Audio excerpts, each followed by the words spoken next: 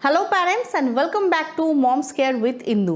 आई hope कि अब सब ठीक हो और अपना और अपने बच्चे का बहुत अच्छे से ख्याल रख रहे हो, क्योंकि इतनी ज़्यादा तपती धूप है और इतनी ज़्यादा गर्मी है। और इस समर सीज़न में खास करके इतनी गर्मी में बच्चों का खास ध्यान रखना बहुत ही ज़्यादा ज़रूरी है, क्योंकि समर सीज़न में खास करके इतनी गर्मी में बच्चों में जो कॉमन प्रॉब्लम देखा जा सकता है वो है डिहाइड्रेशन।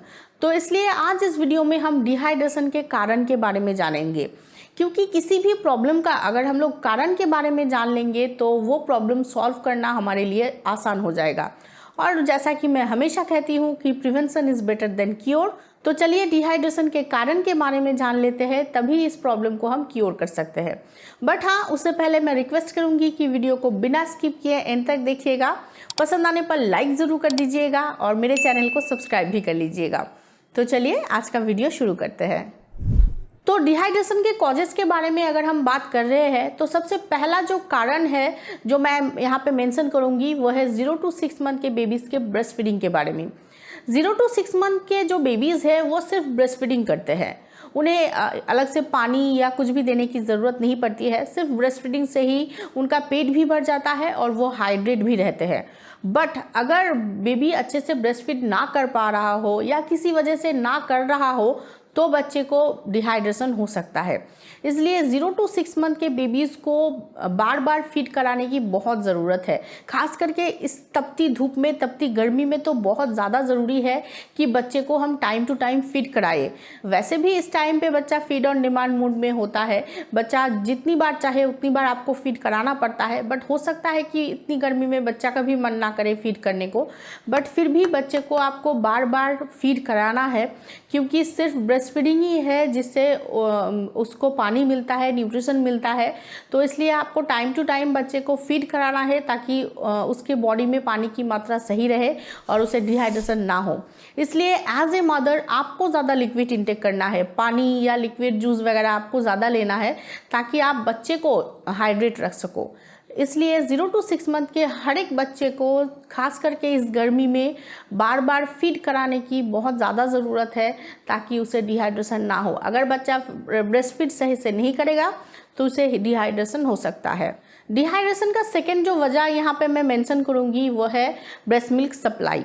अगेन 0 to 6 मंथ के जो बेबीज़ होते हैं वो सिर्फ ब्रेस्ट फीड करते हैं, तो आपका ब्रेस्ट मिल्क सप्लाई सही है या नहीं ये बहुत ज़रूरी है ध्यान रखना। क्योंकि अगर आपका बच्चा सक किए जा रहा है और उसको ब्रेस्ट मिल्क नहीं मिल पा रहा है, बट आप सोच रहे हो अरे मैंने तो अभी फीड कराया फिर भी बच्चे को भूख लग रही है या उसके बॉडी में पानी की मात्रा कम हो गया है, उसको डिहाइड्रेशन हो गया है, ऐसा कैसे हो सकता है, मैंने तो अभी उसको फीड कराया।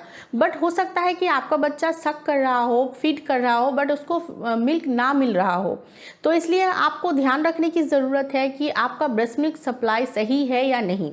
इसके ऊपर मैंने एक अलग वीडियो किया है, डिटेल में मैंने डिस्कस किया है कि आप कैसे समझ सकते हैं कि आपके बच्चे को प्रॉपर ब्रेस्ट मिल्क मिल रहा है या नहीं, मतलब प्रॉपर क्वांटिटी में ब्रेस्ट मिल्क मिल पा रहा है या नहीं। तो ये रही ये वीडियो, आप इस वीडियो को देखिए, आपको बहुत हेल्प मिल जाएगा। आपको पता चल जाएगा कि आपका breast milk supply proper quantity में हो रहा है या नहीं, क्योंकि अगर बच्चे को प्रॉपर क्वांटिटी में ब्रेस्ट मिल्क नहीं मिलेगा तो उसको डिहाइड्रेशन हो सकता है।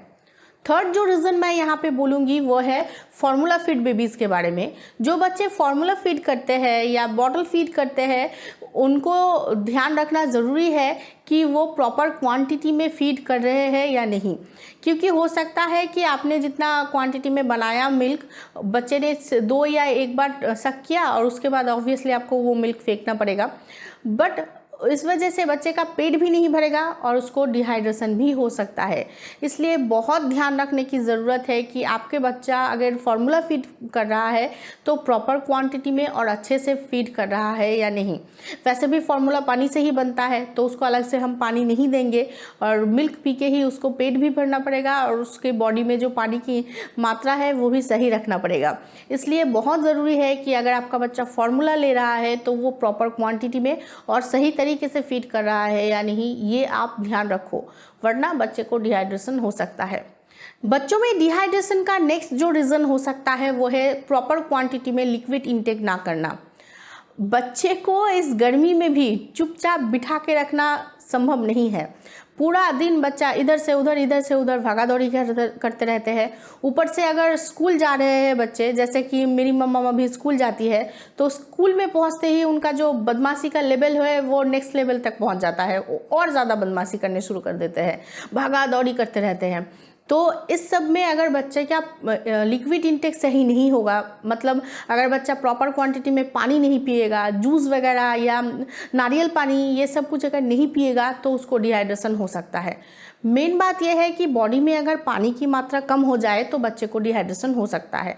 तो अगर बच्चा भागा दौड़ी करेगा, उसको स्वेटिंग होगा, वो थक जाएगा, तो उसको पानी पिलाना बहुत ज़रूरी है। अगर बच्चा बोले कि मुझे प्यास नहीं है, फिर भी इतनी धूप है बाहर, इतनी गर्मी है, उसको टाइम टू टाइम पानी पिलाइए।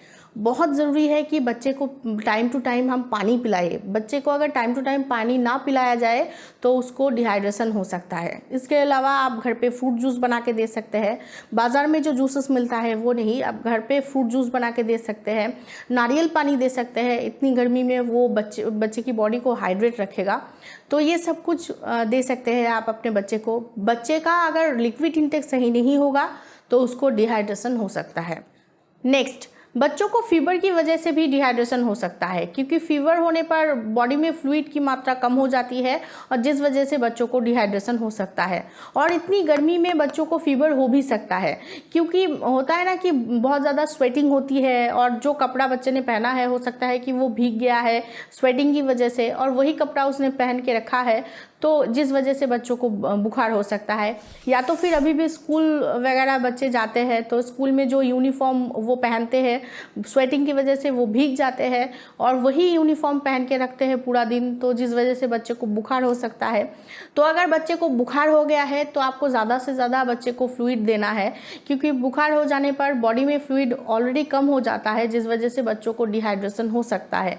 बुखार होने पर बच्चों को जूसेस वगैरह या तो फिर पानी ज़्यादा पिलाना चाहिए, ताकि उसे डिहाइड्रेशन ना हो, क्योंकि फीवर भी एक बहुत बड़ा रीज़न हो सकता है डिहाइड्रेशन का।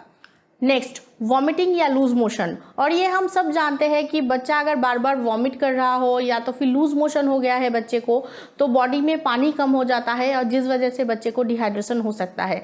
इसलिए अगर बच्चे को लूज मोशन हो गया है या बार बार वो वॉमिट कर रहा है, तो उसको लिक्विड ज़्यादा पिलाना चाहिए, ताकि उसकी बॉडी में पानी की मात्रा सही रहे और उसको डिहाइड्रेशन ना हो, क्योंकि वॉमिटिंग या लूज मोशन भी एक बहुत बड़ी कारण हो सकता है बच्चों में डिहाइड्रेशन का।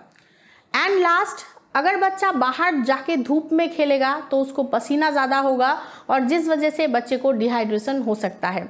इसलिए इस समय बच्चों को उत्साहित करना चाहिए कि वो घर पे ही खेले। खास करके सुबह 11 बजे से लेके शाम को 3 या 4 बजे तक बच्चों को बाहर खेलने देने जाना ही नहीं चाहिए। इस टाइम पे बच्चा जितना घर पे रहे उतना ही बेहतर होगा। मैं तो बोलूँगी समर सीजन में अगर ज़रूरत ना हो तो बच्चे को लेकर बाहर जाना ही नहीं चाहिए। हाँ, शाम के टाइम पर आप जा सकते हो, बट धूप में लेके बाहर ना जाना ही बेहतर होगा, खास करके इस समर सीजन में।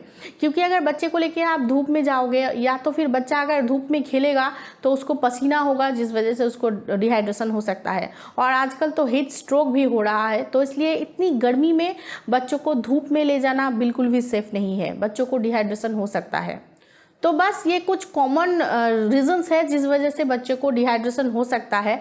डिहाइड्रेशन के कुछ साइंस भी है, मतलब कैसे आपको पता चलेगा कि आपके बच्चे को डिहाइड्रेशन हुआ है, वो भी जान लेना ज़रूरी है। और हम कैसे डिहाइड्रेशन से बच्चे को प्रिवेंट कर सकते हैं वो भी जान लेना बहुत इंपॉर्टेंट है, और वो मैंने ऑलरेडी आप लोगों के साथ शेयर किया हुआ है। ये रही वो वीडियो। इस वीडियो का लिंक आपको नीचे डिस्क्रिप्शन बॉक्स में मिल जाएगा। इस वीडियो के बाद आप ये वीडियो ज़रूर देख लेना, आपके लिए बहुत हेल्पफुल रहेगा, खास करके इस गर्मी में। तो बस आज के लिए इतना ही। आई एम श्योर कि ये वीडियो आप लोगों के लिए इन्फॉर्मेटिव और हेल्पफुल रहा होगा, तो प्लीज़ इस वीडियो को एक लाइक ज़रूर कर दीजिएगा। मेरे चैनल को सब्सक्राइब करना बिल्कुल भी मत भूलिएगा, और प्लीज़ इस वीडियो को ज़्यादा से ज़्यादा पेरेंट्स तक पहुँचाइएगा। Thank you for watching.